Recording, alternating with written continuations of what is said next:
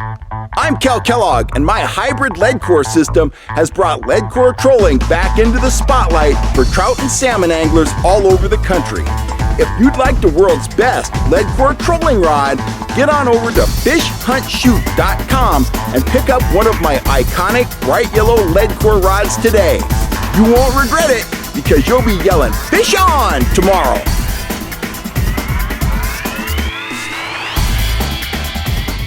Howdy guys, Cal Kellogg here. Lucy and I are out for our Sunday morning walk, and we're going to head back and have breakfast here in a little while. I get a lot of shout outs from fans these days. I used to get like one a month, then it was one a week. Now I get several emails a day, and I try to answer all of them. Some of them get lost in the shuffle, but some of them I like to answer here on the channel. And if this looks a little wonky, if it looks like I'm reading, it's because I am. I got 2 pages of emails here that I want to give shout outs to back here on the channel this morning. So here we go. Let's get started.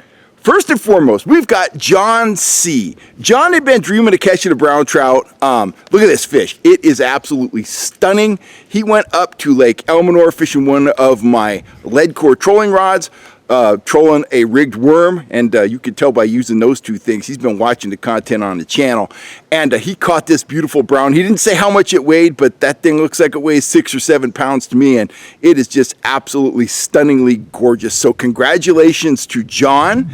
Moving on, we have Brian D. Brian D went out to Folsom, so he likes a challenge, and he took his 2 kids, Jackson, 7, and Brooklyn, 5, which is a really cute name. And if I had a daughter, I think that's what I would name her. I love that name. But anyways, they were trolling a copper speed spoon tipped with anchovy, and caught this nice rainbow trout. So congratulations to those kids.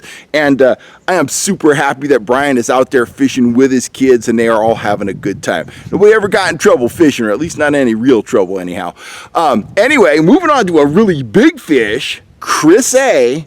Chris A went up to Pyramid Lake, and I'm reading, he was trolling one of my lead core rods with 3 colors out and a yellow J plug, and he landed a 13-pound, look at this thing, 13-pound, 33-inch cutthroat, and he told Wes and I, get up here before it's over if you guys want to catch a big fish. And we are trying, but I don't know if it's going to happen. It's definitely going to happen in the fall, but we want to get up there this spring. We'll see if we can make that happen. Not sure.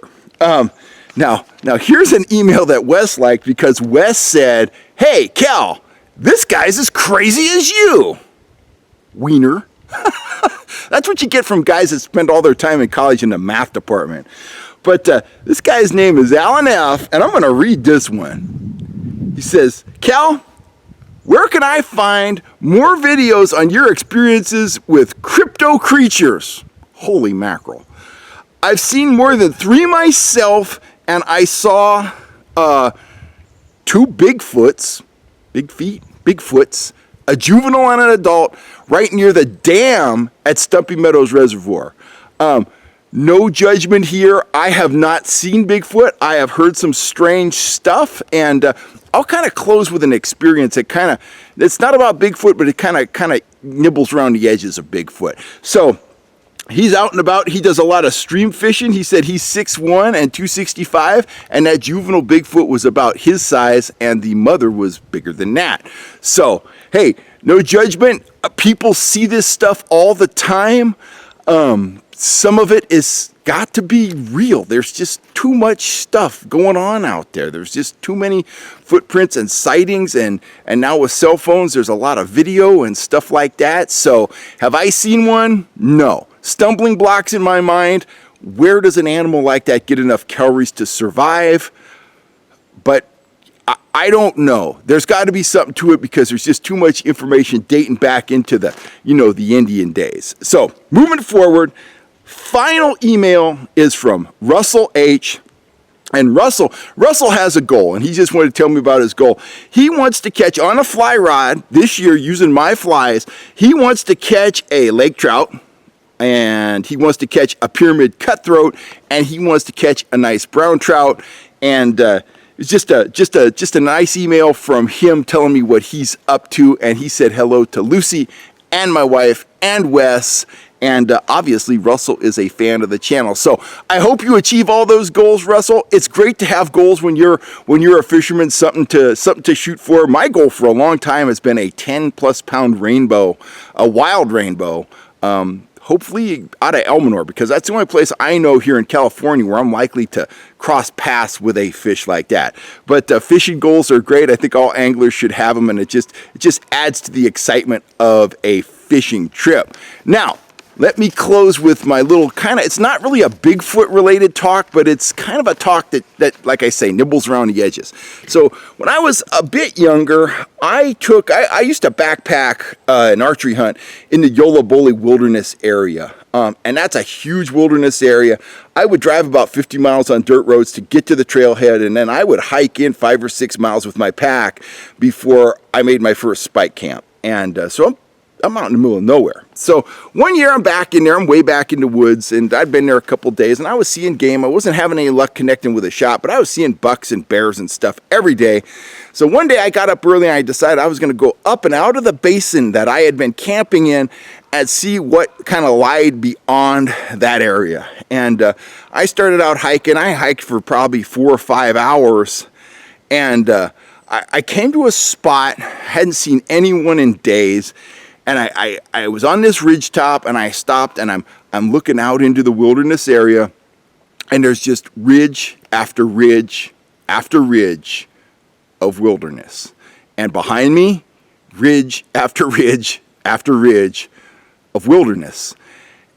And it just struck me, you are out here? This is where lions and supposedly Bigfoot lives? You are really 100% by yourself, on your own, and that's the way it is. And that is one of the things you deal with when you're a wilderness hunter. And it's I don't want to say it's an uncomfortable feeling, but it's an awakening. It's an awareness. And if you've been in that situation, you know what I'm talking about. Human beings, we're a lot like dogs in my view. We want to be with other people. And, think about the trappers back in the day. There were very few solo mountain men. They usually worked in companies. They had people out there with them, whether they were out, for an overnight solo deal. They would come back. There were people there. When you are solo in the deep woods like that, it's a very special experience. And I think for some people, it can be very scary. It could be unnerving. But it is definitely a level of consciousness when you realize, I am here, I am by myself, I am not around any other people, I am 1,000,000% on my own, and I am responsible for anything that happens. And it's a certain kind of rush. I love that feeling. I've gotten to love that feeling. It's a feeling that borders, it walks that line between excitement and fear. It's very interesting. And if you put the cherry on the top, if you're out in a situation like that, like I was a few years ago, and you tag a big old buck, and you got to pack that thing out on your back, it is, I can't say it's fun. People always tell me, have fun when you go hunting. It's fun, but it's more about you against the woods, you against the animals, and it's just a profound sense of accomplishment when everything comes together. Anyway, that's all I got to say.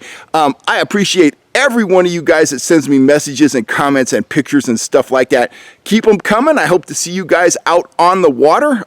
Have a great day, and give myself a little plug. You know what I'm going to say. If you're looking for trout fishing gear and more, go on over to fishhuntshoot.com, and I will catch you next time right here on YouTube. You guys have a wonderful day, and Lucy and I, we're starting back for breakfast. I'll catch you later. I'm Kel Kellogg.